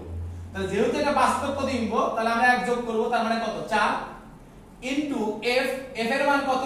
f এর মান হলো 30 সেন্টিমিটার। তাহলে এই জায়গায় কি হইতো 4/3 ইনটু 30, তার মানে 40 সেন্টিমিটার। একটু আমাকে বলো যে তোমরা খুব পাই দিতে পারছো কিনা। হ্যাঁ, তো আমরা তাহলে ডিটেইলস প্রসেসটাও দেখলাম, শর্টকাট প্রসেসটাও দেখলাম। তো এটা উত্তল লেন্স না বলে যদি উত্তল দর্পণ হইতো, কি বলছে দেখো, আমি একটু কোশ্চেনটা চেঞ্জ করে দিয়েছি। উত্তল লেন্স না বলে আমি একই টাকা দিয়ে দিলাম উত্তল দর্পণ। তো আমরা জানি উত্তল দর্পণে কেমন প্রতিবিম্ব তৈরি হয়। উত্তল দর্পণে এই যে আমরা শিখছিলাম অবতল দর্পণ বাস্তব, মানে অবতল দর্পণ প্লাস, তাহলে উত্তল দর্পণ কি হবে? মাইনাস। তাহলে বলো তো आंसरটা কত হবে? 1 যোগ করব না 1 বিয়োগ করব? তখন আমরা 1 বিয়োগ করতাম, তাহলে নিচে যত গুণ নিচে তত, মানে m এর মানটা নিচে।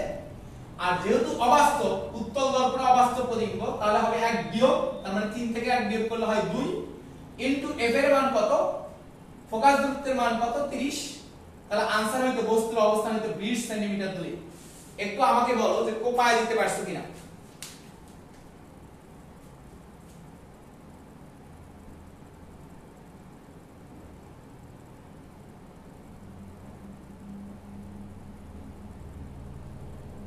তো একটু আমাকে সবাইকে বলো যে তোমরা পুরো জিনিসটা বুঝতে পারছো কিনা, এটা আমাকে কমেন্টে জানাও।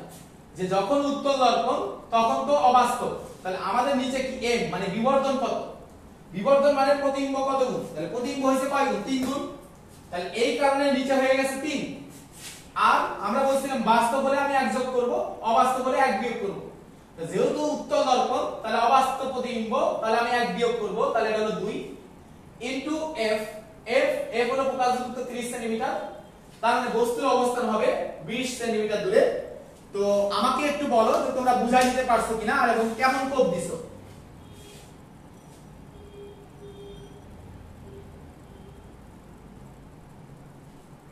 গ্রেট।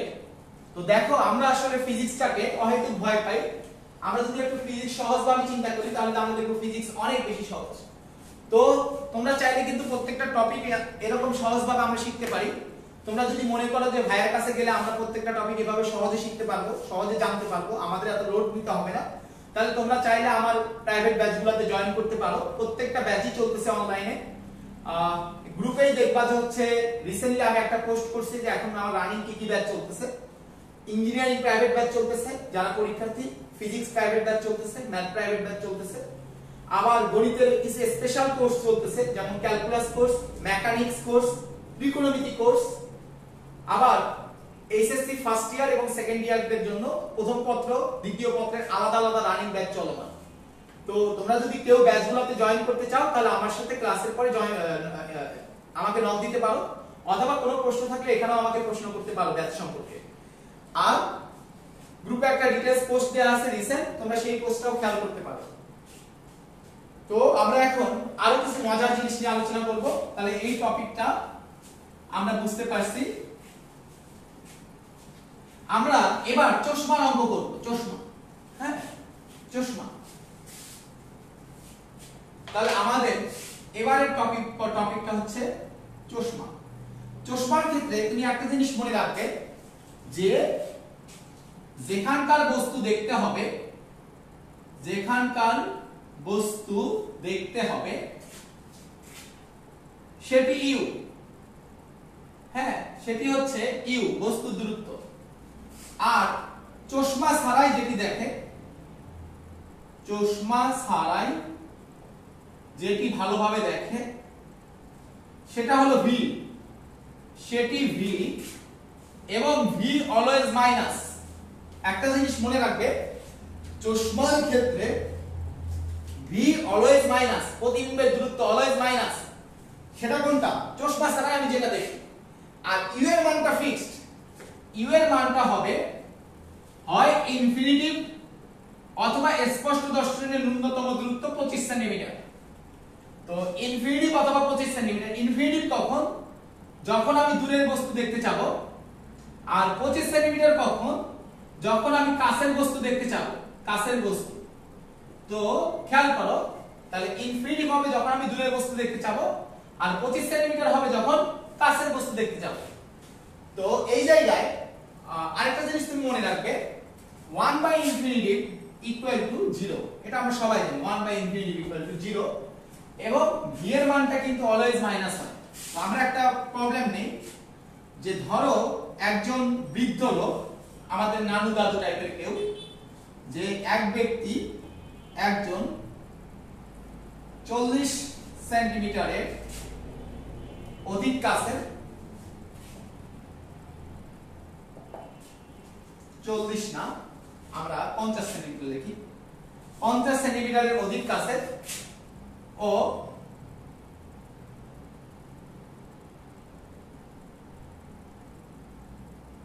50 মিটারের অধিক দূরের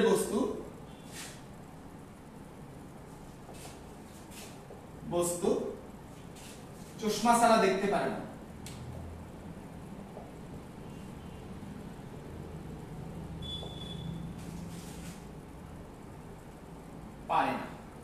তো আমার 1 নম্বর কোশ্চেন হলো, বই পড়ার জন্য কত ক্ষমতার লেন্স ব্যবহার করতে হবে?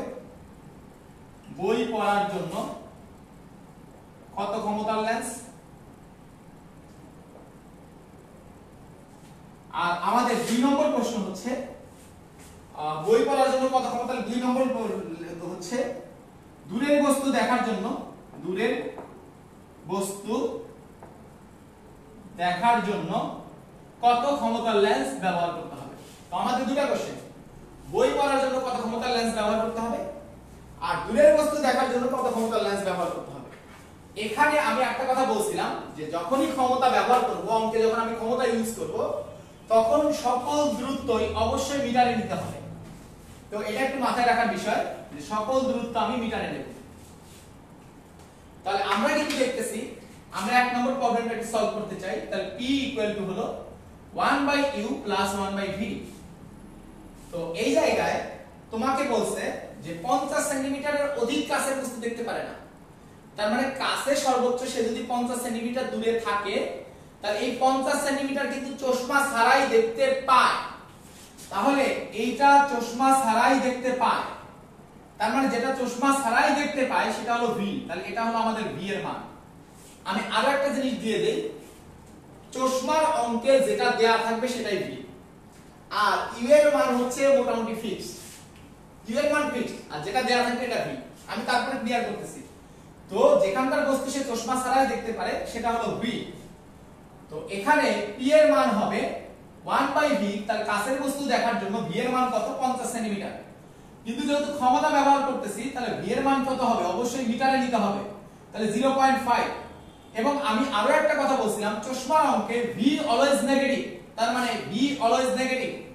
তাহলে এটা হয়ে গেল। এবার হলো যোগ 1/u। 1 নম্বর অঙ্কে আমি কোথাকার বস্তু দেখতেছি? বই পড়ার জন্য।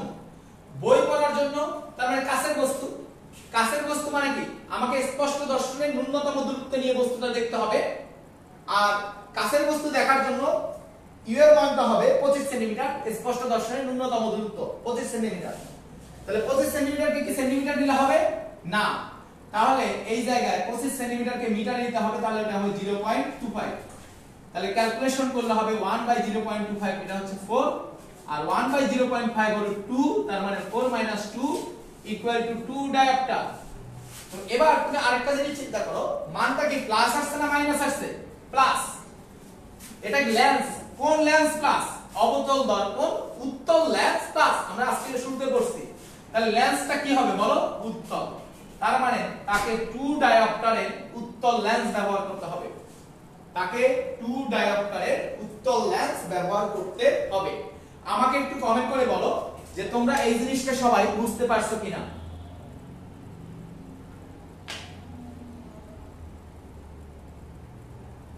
হ্যাঁ, হায়ার ম্যাথ সেকেন্ড পেপারের ব্যাচ আছে।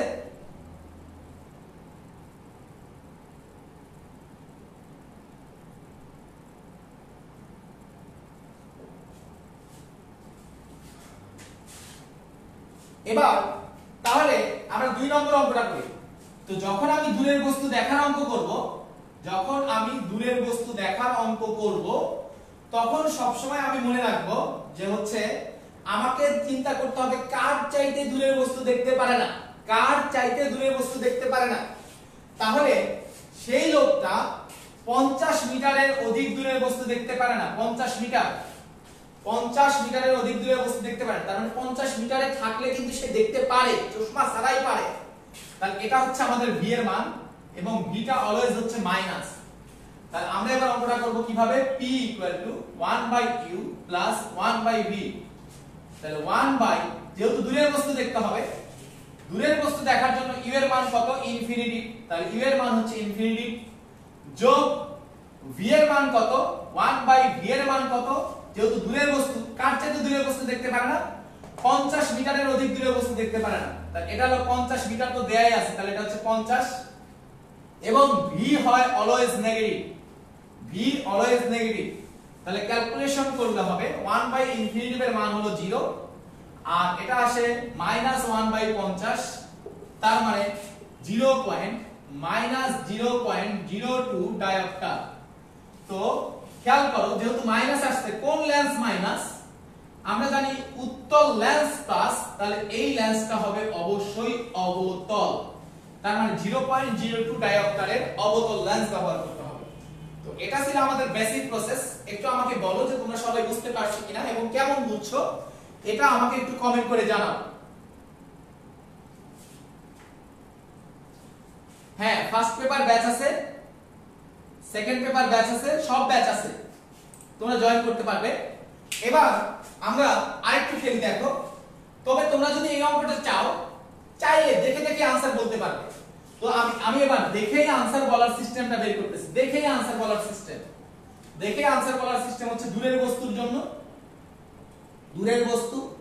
তাহলে এবার আমরা সিস্টেম শিখব, সিস্টেম শিখব, হ্যাঁ সিস্টেম। তো দূরের বস্তু দেখার জন্য, হ্যাঁ এটা আমি ইচ্ছা করে লিখছি, ভুল লিখে নেই, এটা ভাই বলে। তো দূরের বস্তু দেখার জন্য ফর্মুলাটা হচ্ছে -1 যে দূরত্বটা দেয়া থাকবে -1/v ডায়োপ্টার, আর কাছের বস্তু দেখার জন্য, কাছের বস্তু এটা দেখার জন্য হচ্ছে 4 -1/v ডায়োপ্টার। তো আমরা দূরের বস্তু দিয়ে একটা অঙ্ক করি। যেমন এখানে কি ছিল, এখানে হলো 50 মিটারের অধিক দূরের বস্তু দেখতে পারে না, 50 মিটারের অধিক দূরের বস্তু দেখতে পারে না, তাহলে এটার आंसर হবে দূরের বস্তু দেখার জন্য -1/50 ডায়োপ্টার। শেষ। তাহলে একটু আমাকে কমেন্ট করে বলো তো দেখি, একজন ব্যক্তি 5 মিটারের, 5 মিটার না, একজন ব্যক্তি 20 মিটারের অধিক দূরের বস্তু দেখতে পারে না, তাকে কত ক্ষমতার লেন্স ব্যবহার করতে হবে, একটু কমেন্ট করে জানাও। একজন ব্যক্তি 20 মিটারের অধিক দূরের বস্তু দেখতে পারে না, তাকে কত ক্ষমতার লেন্স ব্যবহার করতে হবে। একজন ব্যক্তি 20 মিটারের অধিক দূরের বস্তু দেখতে পারে না, তাকে কত ক্ষমতার লেন্স ব্যবহার করতে হবে।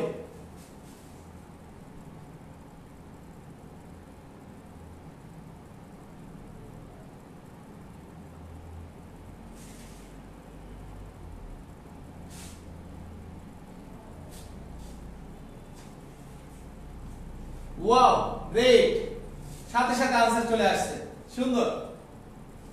একটু যারা যারা বুঝতে পারছে একটু কমেন্টে লেখো যে তাকে কত ক্ষমতার লেন্স ব্যবহার করতে হবে।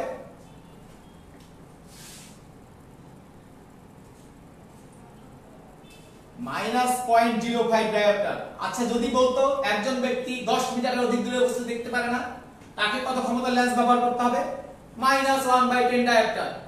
তো আমি বললাম যে একজন ব্যক্তি 2 মিটারের অধিক কাছের বস্তু দেখতে পারে না, খেয়াল করো আমি বললাম 2 মিটারের অধিক কাছের বস্তু দেখতে পারে না, অধিক কাছের বস্তু দেখতে পারে না, তাহলে তাকে কত ক্ষমতার লেন্স ব্যবহার করতে হবে? 2 মিটারের অধিক কাছের বস্তু, তার মানে তাকে কাছের বস্তু দেখতে হবে। কাছের বস্তু দেখার জন্য আমাদের ফর্মুলাটা হচ্ছে 4 মাইনাস 1/v, তার মানে 1/2। মিটারেই তো দেয়া আছে, সমস্যা নাই, সেন্টিমিটার থাকলে আমি মিটার বানাই নেব। তার মানে তাকে 3.5 ডায়োপ্টারের লেন্স ব্যবহার করতে হবে, 3.5 ডায়োপ্টারের লেন্স ব্যবহার করতে হবে। সিম্পল। তো এভাবে কিন্তু অঙ্কের উত্তর আমরা দেখে দেখেই দিতে পারি।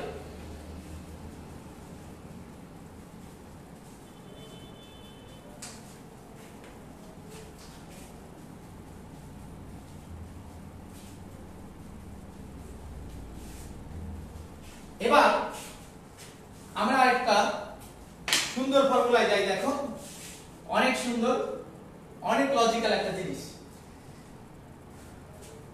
যে আমরা সবাই জানি মিউ সমান sin i divided by sin r, এটা তোমরা সবাই জানো।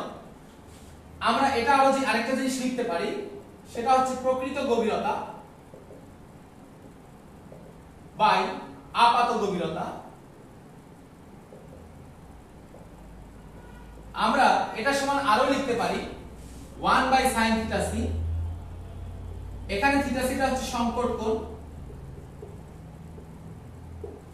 আমরা এটা সমান পিজনের ক্ষেত্রে আরো লিখতে পারি sin a del m/2 divided by sin a/2। এই ক্ষেত্রে তোমার বেশ কিছু কনসেপ্ট একটু মাথায় রাখা দরকার। এক নম্বরে তুমি যে জিনিসটা খুব ভালো করে মাথায় ঢুকে নেবে সেটা হচ্ছে প্রতিসরাঙ্ক হয় মিউ হয়, বা প্রতিসরাঙ্ক হয়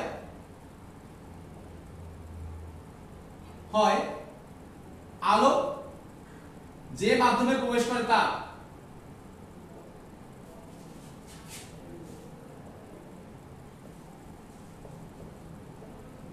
তাহলে প্রতিসরাঙ্ক হয় আলো যে মাধ্যমে প্রবেশ করে তা। এরপরে আমরা যে জিনিসটা বুঝবো সেটা হচ্ছে আমরা প্রতিসরাঙ্ক কার হয় এটা আমরা জানলাম। এরপরে আমরা যেটা জানবো সেটা হচ্ছে যার সাপেক্ষে সে নিচে, হ্যাঁ। আর আমাদের লেখার নিয়মটা হচ্ছে মিউ যার সাপেক্ষে, এভাবে আমরা লিখব। এবার এই জায়গায় আমরা আরো বেশ কিছু জিনিস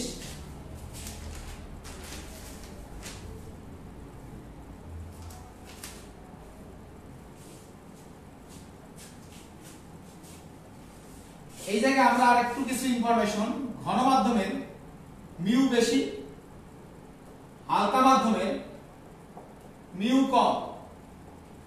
তাহলে নরমালি যে প্রতিসরাঙ্ক দেয়া থাকে, হালকা মিউ ঘন। তাহলে খেয়াল করো, নরমালি যে প্রতিসরাঙ্ক দেয়া থাকে সেটা হচ্ছে হালকা মাধ্যম সাপেক্ষে ঘন মাধ্যমে।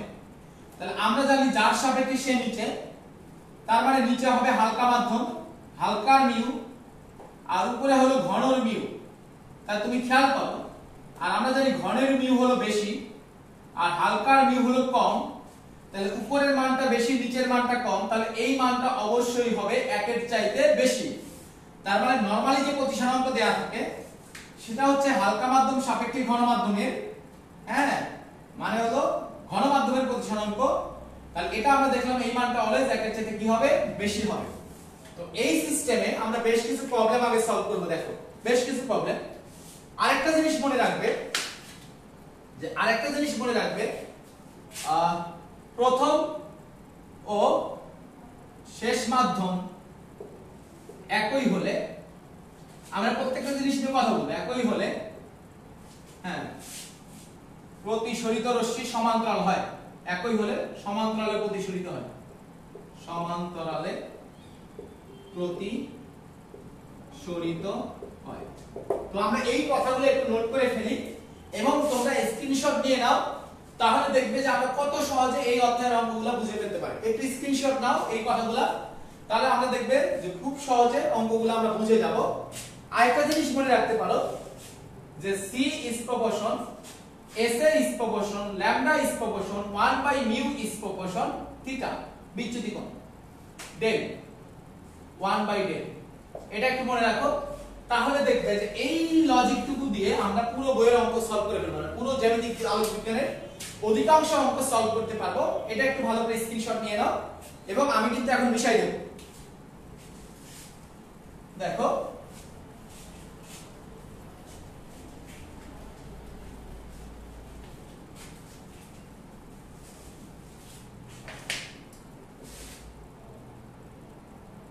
তো একটু আমাকে বলো যে তোমরা পুরো জিনিসগুলো বুঝতে পারছো কিনা এবং তোমাদের কেমন লাগতেছে সবকিছু ঠিকঠাক আছে কিনা তো এবার এবং আমরা কেমন খেলতেছে এটা একটু জানাও যে খেলাধুলা কেমন হচ্ছে তো এবার আমরা বেশ কিছু প্রবলেম সলভ করব যে এই জায়গায় ধরো এটা হচ্ছে হালকা মাধ্যম প্রতিসরণ সম্পর্কে আমরা এবার একটু কথা বলবো আর এটা হচ্ছে ঘন মাধ্যম খুবই সুন্দর ঘন মাধ্যম আচ্ছা হালকা মানে মাধ্যম আমরা পড়ব না আমরা মাধ্যম পড়ব না আমরা এই মাধ্যম না পড়ে পড়ব মায়া তার মানে এখানে হালকা মায়া আর ঘন মানে হলো বেশি এটা হলো বেশি মায়া তাহলে ধরো এটা একটা আপাতিত রশ্মি তাহলে এটার প্রতিসরিত হয়ে এই বরাবর যাওয়ার কথা ছিল কিন্তু এর পাশে তো মায়া বেশি এর পাশে কি বেশি মায়া বেশি তাহলে এইটা হচ্ছে আমাদের ফিক্সড অভিলম্ব মানে এটা হচ্ছে আমাদের পরিবারের মেইন স্তম্ভ তাহলে এই পরিবারের মেইন স্তম্ভের যেহেতু মায়া বেশি তাহলে সে তাকে অত দূর দিয়ে যাইতে দেবে না তাকে সে কাছে টেনে নিয়ে আসবে তার মানে প্রতিসরিত রশ্মি এই দিকে চলে আসবে অভিলম্বের দিকে চলে আসবে আর যদি ঘটনাটা এরকম ঘটে এই পাশের মাধ্যমটা ঘন এই পাশের মাধ্যমটা হালকা তো এটা হচ্ছে আমাদের পরিবারের কর্তা তো এটা আমাদের আপাতিত রশ্মি তাহলে এই রশ্মিটা আপাতিত হলো তাহলে দেখো এখানে বেশি মায়া আর যেখানে আসতেছে এখানে মায়া কি কম তাহলে যখন বেশি মায়া ছিল তখনকার জন্য সে এই বরাবর চলে যাওয়ার কথা ছিল তাহলে যেহেতু এখানে মায়া কম তাহলে ফ্যামিলি থেকে আস্তে আস্তে ডিটাচড হয়ে যাবে তার মানে দূরে চলে যাবে তাহলে আমরা দেখলাম ঘন থেকে যখন হালকায় যায় তখন অভিলম্ব থেকে দূরে বেঁকে চলে যায় আর যখন হালকা মাধ্যম থেকে ঘন মাধ্যমে আসে তখন অভিলম্বের দিকে চলে আসে আমাকে একটু বলো যে মায়ার ব্যাপারটা তোমরা সবাই বুঝতে পারছো কিনা আমরা এবার দেখব যে মায়া দিয়ে কি কি হতে পারে তো ফার্স্ট অফ অল এই জায়গায় আমরা ফার্স্ট একটা অঙ্ক করি যে ধরো এই জায়গায় এখানে আছে আমাদের পানি না এখানে আছে আমাদের কাঁচ আর এখানে আছে আমাদের পানি হ্যাঁ মানে এটা কাঁচ মাধ্যম বিভেদতল পানি মাধ্যম তাহলে এটা আমাদের অভিলম্ব এই জায়গায় একটা জিনিস মনে রাখবে সকল কোণ নিতে হবে অভিলম্বের সাথে সকল কোণ অভিলম্বের সাথে নিতে হয় এটা একটু আমাকে কমেন্ট করে জানাও তো সবাই আমাকে একটু বলো যে এই কোণটা 30 ডিগ্রি তাহলে আপাতন কোণ কত একটু আমাকে এটা কমেন্ট করে জানাও তো দেখি এই কোণটা দেয়া আছে 30 ডিগ্রি তাহলে আপাতন কোণ কত এটা আমাকে একটু কমেন্ট করে জানাও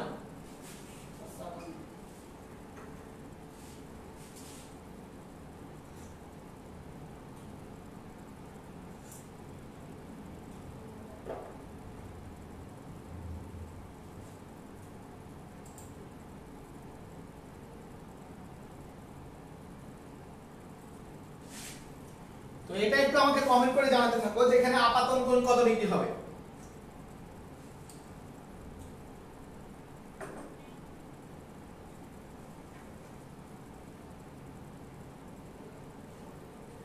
ওয়াও গ্রেট সবাই বুঝছো যে এখানে আপাতন কোণ হলো 60 ডিগ্রি আপাতন কোণ হলো 60 ডিগ্রি তো আমার এখানে যে জিনিসটা বের করতে বলছে যে এখানে প্রতিসরণ কোণের মান কত তো কাচের প্রতিসরণ হচ্ছে 1.5 আর পানির প্রতিসরণ হচ্ছে 1.33 তো আমার প্রশ্ন প্রতিসরণ তো এবারে একটা না দুইটা এখন আমি কোন প্রতিসরণটা ব্যবহার করব তাহলে mu equal to sin i divided by sin r তাহলে আলো কোন মাধ্যম থেকে কোন মাধ্যমে প্রবেশ করছে খেয়াল করো কোন মাধ্যম থেকে কোন মাধ্যমে প্রবেশ করছে কাঁচ থেকে পানিতে তো আমরা জানি প্রতিসরণ হয় যে মাধ্যমে প্রবেশ করে তা যে মাধ্যমে প্রবেশ করে তার, আমি শুরুতে লিখছিলাম, তাহলে পানিতে প্রবেশ করছে, তাহলে প্রতিসরাঙ্ক হয় পানির, কারণ এ পাশে লিখতে হয় হলো যা, তাহলে কার সাপেক্ষে হবে? কাচের সাপেক্ষে। আর আমরা সবাই জানি যার সাপেক্ষে সে কোথায়? নিচে। তাহলে নিচে হবে কার প্রতিসরাঙ্ক? কাচের প্রতিসরাঙ্ক। তাহলে কাচের প্রতিসরাঙ্ক কত? 1.5। তাহলে এই প্রতিসরাঙ্কটা কত হবে? 1.33 equal to sin i, i কত দেয়া আছে? 60। তাহলে r এর মান কত হবে? এটা আমরা এখান থেকে বের করতে পারবো। একটু আমাকে বলো যে এই জিনিসটা তোমরা সবাই বুঝতে পারছো কিনা, আমাকে একটু কমেন্ট করে জানাও। আমি তারপরে তোমাদের জন্য একটু রিপিট করি যে আমাদের এখানে মিউ এর ক্ষেত্রে আমরা কি করব? প্রতিসরাঙ্ক কার হয়? যে মাধ্যমে প্রবেশ করে তার। তাহলে আলো কোন মাধ্যমে প্রবেশ করলো? পানিতে, তাহলে প্রতিসরাঙ্ক হবে পানি। আর তাহলে কার সাপেক্ষে? কাচ সাপেক্ষে। আমরা একটু আগে শিখছি যার সাপেক্ষে সে কোথায়? সে হলো নিচে। নিচে হবে কাচের 1.5 আর উপরে হলো 1.33। তাহলে equal to sin i divided by sin r। আমরা আর এর মান বের করতে পারবো কিনা এটা আমাকে একটু কমেন্ট করে জানাও যে তোমরা কোড দিতে পারছো কিনা, বুঝতে পারছো কিনা। ওয়াও, একটু আমাকে বলো। আমরা পরের প্রবলেমটা সলভ করব। দেখো যে এর পরের কোশ্চেন, ধরো এটা একটা কাচের বোতল, হ্যাঁ, এখানে এটা একটা স্বচ্ছ প্লাস্টিক বা যে কোনো কিছুর বোতল। তো এই জায়গায় পানি আছে, পানি আছে। এই পানির মধ্যে আমার একটা কলম, একটা বস্তু রাখছি। এই বস্তুর লম্ব হচ্ছে 10 মিটার, মানে এটার প্রকৃত দৈর্ঘ্য হলো 10 মিটার। তো আমার 1 নম্বর প্রশ্ন হচ্ছে যে কলমটির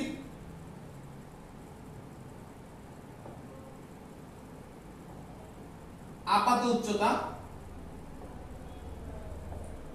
2 নম্বর প্রশ্ন হচ্ছে আপাত সরণ, ঠিক আছে, কলমের তলে আপাত সরণ, এটা আমরা বের করব। এখানে যে পানি আছে সেই পানির প্রতিসরাঙ্ক হচ্ছে 4/3। দেখো এটার প্রতিসরাঙ্ক কত দেয়া আছে? 4/3। তো আমরা সবাই এটা জানি।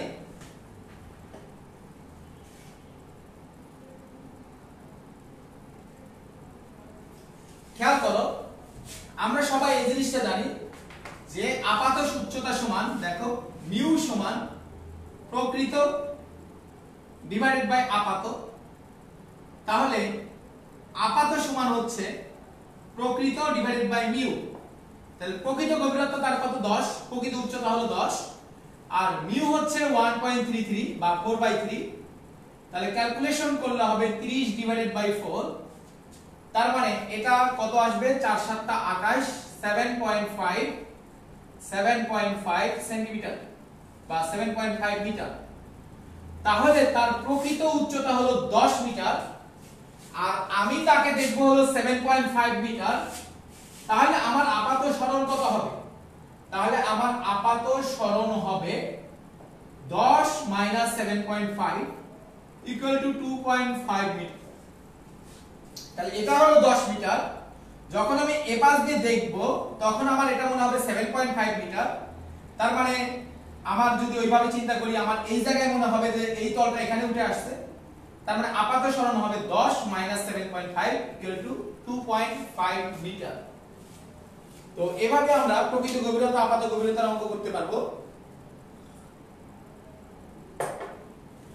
আমরা আরেকটা কনসেপ্ট এবারে একটু বোঝার চেষ্টা করব। সেটা হলো ঘন মাধ্যম থেকে হালকা মাধ্যমে যখন যাবে তখন কি কি ঘটনা ঘটতে পারে। তার আগে আমি আরেকটা প্রবলেম বলি যে তোমাকে দুটো ডাটা দেয়া আছে। বায়ু সাপেক্ষে কাচের প্রতিসরাঙ্ক a মিউ g, এটা সমান হলো 3/2। আরেকটা তোমার বলছে হচ্ছে বায়ু সাপেক্ষে পানির প্রতিসরাঙ্ক হচ্ছে 4/3। তো আমার 1 নম্বর প্রশ্ন হচ্ছে পানি সাপেক্ষে কাচের প্রতিসরাঙ্ক কত? পানি সাপেক্ষে কাচের প্রতিসরাঙ্ক কত? এটা আমরা একদম একটা বেসিক কনসেপ্ট ব্যবহার করে আমি শুরুতে যেটা বলছি ওইটা দিয়ে আমি এই অঙ্কটা একবার কোপাই দিতে পারি একবারে। তো কিভাবে কোপাই দেব দেখো, যার সাপেক্ষে সে চলে যাবে নিচে, তো কার সাপেক্ষে? পানির সাপেক্ষে, তাহলে পানির প্রতিসরাঙ্ক যাবে নিচে আর কাচের প্রতিসরাঙ্ক যাবে হচ্ছে উপরে। এখন কাচের প্রতিসরাঙ্ক কত দেয়া আছে? কাচের প্রতিসরাঙ্ক দেয়া আছে হচ্ছে 3/2, এটা হলো 3/2 আর ওয়াটার হলো 4/3, তাহলে ক্যালকুলেশন করলে হবে 9/8। তো এভাবে তুমি কিন্তু যে কোনো অঙ্ক করে ফেলতে পারো। তো একটু যদি ভিন্নভাবে প্রশ্নটা থাকতো, ভিন্নভাবে কোশ্চেন থাকতো যে a mu g equal to হচ্ছে 3/2 আর w mu g equal to হচ্ছে 9/8। তো আমার কোশ্চেনটা হচ্ছে, আমার যেটা প্রশ্ন সেটা হলো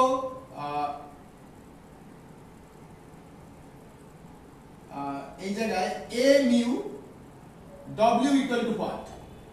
তাহলে খেয়াল করো, তাহলে আমাকে বের করতে হবে হচ্ছে a mu w। আমরা জানি যার সাপেক্ষে সে হয় নিচে, a হবে নিচে আর w হবে হলো উপরে। যার সাপেক্ষে সে নিচে, এটা দিয়ে তুমি যে কোনো অঙ্ককে কোপায় ভাগ করতে পারবা, এত বড় করে অঙ্ক করতে হবে না। তো এবার নিচে হবে কার প্রতিসরাঙ্ক? বায়ু। কিন্তু বায়ুর প্রতিসরাঙ্ক কি দেয়া আছে? বায়ুরটা কিন্তু দেয়া নাই, বায়ুর সাপেক্ষে দেয়া আছে। তো বায়ুর সাপেক্ষে যদি 3/2 হয় তাহলে বায়ুর কত হবে? এয়ার এর কত হবে? এয়ার হবে 2/3 আর তাহলে এইটা হচ্ছে তোমার 2/3 আর এই জায়গায় নিচে হবে কার? ওয়াটারে। তো এখানে তো ওয়াটারেরও দেয়া নাই, কি দেয়া আছে? ওয়াটার সাপেক্ষে দেয়া আছে, তাহলে এইটা হবে 8/9। ওয়াটারের হবে 8/9। তাহলে আমি এখানে বায়ুর হচ্ছে 2/3 আর ওয়াটারের হচ্ছে 8/9। তাহলে ক্যালকুলেশন করলে 24/18 ইকুয়াল টু 4/3। আমরা দেখো কিন্তু যেভাবে আসুক আমরা অঙ্ক করতে পারবো। আমি আবার বলি, আমার লাগবে ওয়াটারের, কিন্তু ওয়াটার না দিয়ে দেয়া আছে ওয়াটারের সাপেক্ষে, তাহলে ওয়াটারেরটা কি হবে? উল্টে যাবে। আমার লাগবে এয়ারের, কিন্তু এয়ার না দিয়ে কি দেয়া আছে? এয়ারের সাপেক্ষে, তাহলে আমি কি করব? উল্টায় দেব। তাহলে উল্টায় দেওয়ার পর মান বসাই দিছি, অঙ্ক হয়ে গেছে। তো একটু আমাকে বলো যে তোমরা পুরো জিনিসটা বুঝতে পারছো কিনা, পুরো জিনিসটা তোমরা বুঝতে পারছো কিনা। যদি বুঝে থাকো আজকে আমাদের ক্লাস এই পর্যন্তই থাকবে। তোমাদের সামনে ইনশাআল্লাহ সামনে নতুন কোনো ক্লাস নিয়ে আমরা আবার হাজির হব। আজকের পর্যন্তই, তোমরা সবাই ভালো থেকো, সুস্থ থেকো। আর আজকের ক্লাসের নোটটা অবশ্যই নোট করে তোমরা ক্লাসে জমা দিয়ে দেবে। কেমন? নোট করে ক্লাসে জমা দিয়ে দেবে, আমি তোমাদের সবার নোট দেখব। আর কেউ যদি আমার ব্যাচগুলোতে জয়েন করতে চাও তাদেরকে ওয়েলকাম। তো তোমরা যে কোনো প্রয়োজনে পরবর্তীতে আমার সাথে যোগাযোগ করতে পারো। এটা কি রিপিট করতে হবে? দেখো a mu w, তার মানে উপরে হবে কার? ওয়াটারের, যার সাপেক্ষে সে নিচে এয়ারে। কিন্তু আমার কি এয়ার দেয়া আছে? আমার তো এয়ার দেয়া নাই, আমার দেয়া আছে বায়ু সাপেক্ষে দেয়া আছে, বায়ু সাপেক্ষে। তাহলে বায়ুর কি হবে? উল্টে যাবে, তাহলে 2/3 হবে। আর আমার লাগবে হচ্ছে ওয়াটারের, কিন্তু এখানে কি ওয়াটার দেয়া আছে? না, ওয়াটার সাপেক্ষে দেয়া আছে। এই পাশে যেটা থাকে সেটা তো সাপেক্ষে, তাহলে এটা তো সাপেক্ষে দেয়া আছে, তাহলে এটাও কি হয়ে যাবে? উল্টে যাবে। তাহলে উল্টে গেলে কি হবে? 9/8 আছে, 8/9 হবে, 8/9। তো আমরা দুটো মান পেয়ে গেছি, ওয়াটারের মান 8/9, এয়ারের মান 2/3। তাহলে কিন্তু আমরা খুব সহজে বের করে ফেলতে পারলাম। আমাদেরকে হিয়া বড় ক্যালকুলেশন করা লাগলো না, শুধুমাত্র এই জিনিসটা মনে রাখলেই হচ্ছে যার সাপেক্ষে সে নিচে, যার সাপেক্ষে সে নিচে।